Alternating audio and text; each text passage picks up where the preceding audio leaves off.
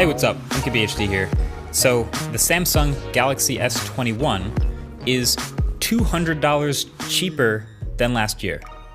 That's a big deal. We're so used to the prices of phones going up and up and up year after year that when you do see a big jump down in price, it's because there was a conscious decision made here to offer more value. So basically every smartphone that's not the highest end thing they can make is fundamentally a balancing act to try to check just the right set of boxes and combine just the right set of features to appeal to the most buyers. And that's especially if you're Samsung, because they've got this goal to be the default smartphone, to keep their top spot, top of mind.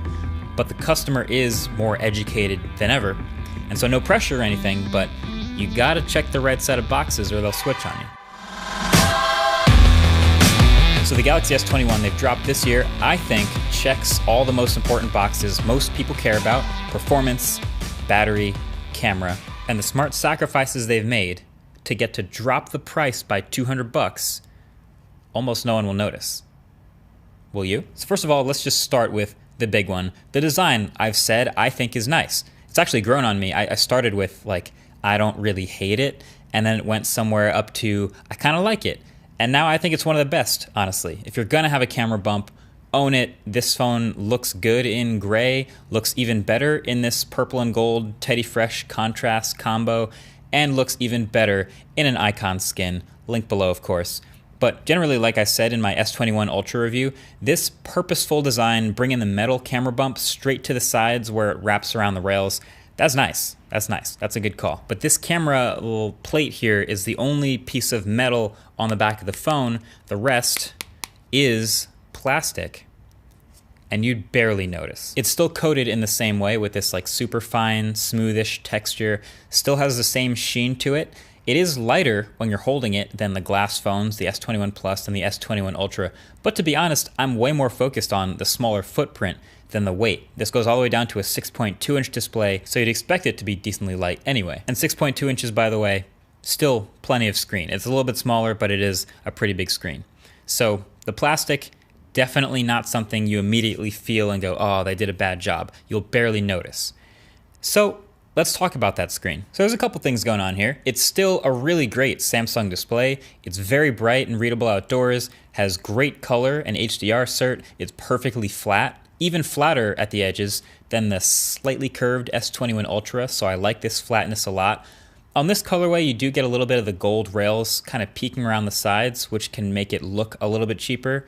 Ideally, it's just like thin black bezels and then nothing. That would look sleek. But overall, great display. Same great larger ultrasonic fingerprint reader as the Ultra. Same size, tiny selfie camera cutout, even though it's a different selfie camera. And there's no way you notice from watching this YouTube video, but they dropped the resolution from 1440p to 1080p. But the reason most people won't notice is, one, it's still a pretty sharp display. 1080p on 6.2 inches is up over 400 pixels per inch. It's not like a bad pixel density. But two, last year, in order to switch to 120 Hertz, you had to use the screen at 1080p. And so you couldn't use 1440p and 120 Hertz at the same time, and that was kind of a bummer, but Samsung, I guess, ran the numbers, did the research, understood that most people liked the 120 Hertz and would take 1080p for that every time. So now we do. It's 1080p every time, and it's 120 Hertz. Now, would it have been better if we could use both, like we can on the Ultra? Yeah. But will most people even notice? I don't think so. There's also a couple of even smaller things missing. No S Pen support on the regular S21 like the Ultra got, and the variable refresh rate goes from 48 Hertz to 120 Hertz instead of 10 to 120 Hertz. So very small differences that Samsung has weighed against how much money they can save and whether people will notice or not. I absolutely did not notice any difference in responsiveness or performance.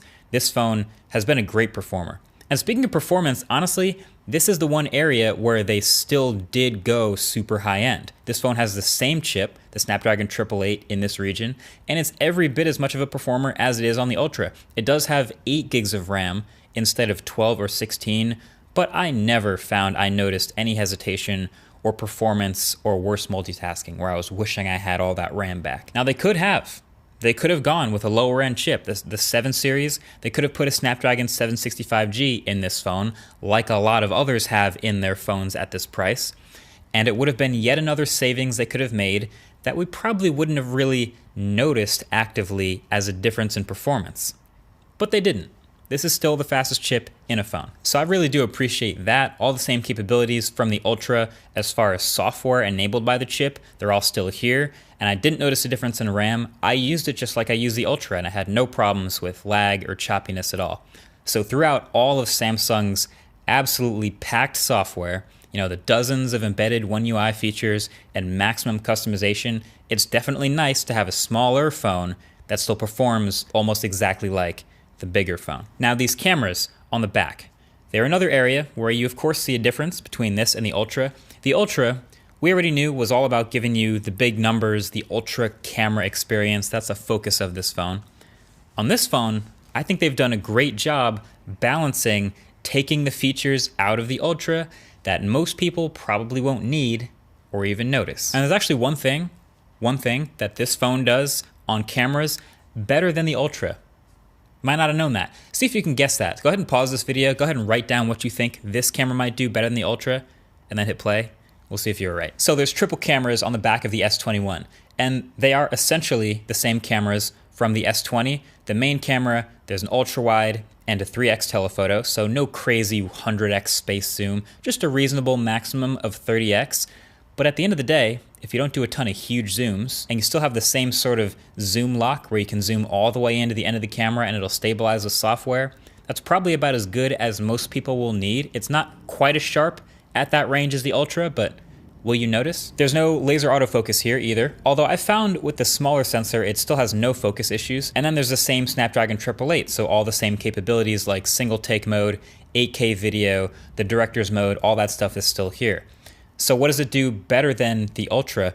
Well, the one thing with the word Ultra in it is the ultra wide camera. Here on the S21, it's actually a little bit wider than the ultra wide on the Ultra. You can see it labels it 0.5x versus 0.6x, but it's a little noticeably wider. I actually did notice it before checking the numbers. It's great. Also, I just want to shout out Samsung's portrait mode for getting consistently better and better over time. This will be my hot take for this video, but I think Samsung's portrait mode is now the best portrait mode in any smartphone. Put it over the iPhone, put it over the Pixel. Seriously impressive stuff. So don't let the lack of holes in the back of the camera fool you. This is still a very capable camera system.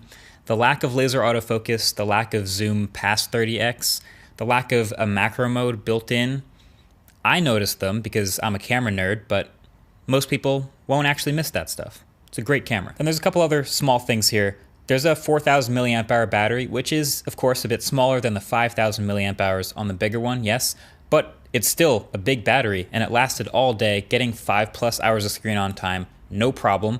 I could kill it in a day if I'm hammering it all day with a lot of GPS and a lot of screen on time, but aside from that, it's fine. It's a no worry battery. And there's no expandable storage, but that's also gone from the entire lineup, and so is MST, which was this cool trick that lets Samsung phones use magnetic pulses to replicate credit card functionality so they could pay with stuff at terminals that don't support NFC. Some people are going to hate that this is gone, but that's another bet Samsung had to make that most people weren't using it. Those are like the two most sorely missed features for me and a lot of enthusiasts. Expandable storage and MST was super useful, but the whole line dropped by $200. So there's going to be stuff that they cut out, and that's the calculus they made is, okay, that's not getting a whole ton of use. We'll cut those. But at the end of the day, I think Samsung checked the right set of boxes with the S21. And it's also only $50 to upgrade and double the storage to 256 gigs, which is pretty important since you no longer have expandable storage. And if you're taking lots of photos and 8K videos, you might want that.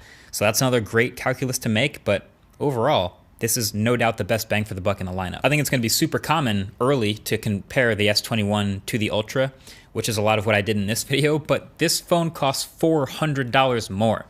So when you compare this phone up against its competition, which is a bunch of other phones sitting around $600, $700, $800, it's going to compare pretty favorably. It's going to have the highest end chip. It's going to have one of the nicest screens, great fingerprint reader, great camera system. And the stuff it's missing, which is the stuff that Samsung is hoping you probably won't care too much about or even notice, I think they made the right calculations on. So this is it. This is the standard package. I have no problem recommending this phone, but I'm also very curious to see how the rest of the competition will be attacking S21 all year for the rest of 2021. It'll be fun. Either way, that's been it. Definitely watch the S21 Ultra video. Right below that like button if you haven't seen it already. And that's pretty much it. I'll catch you guys in the very next video. See you later. Peace.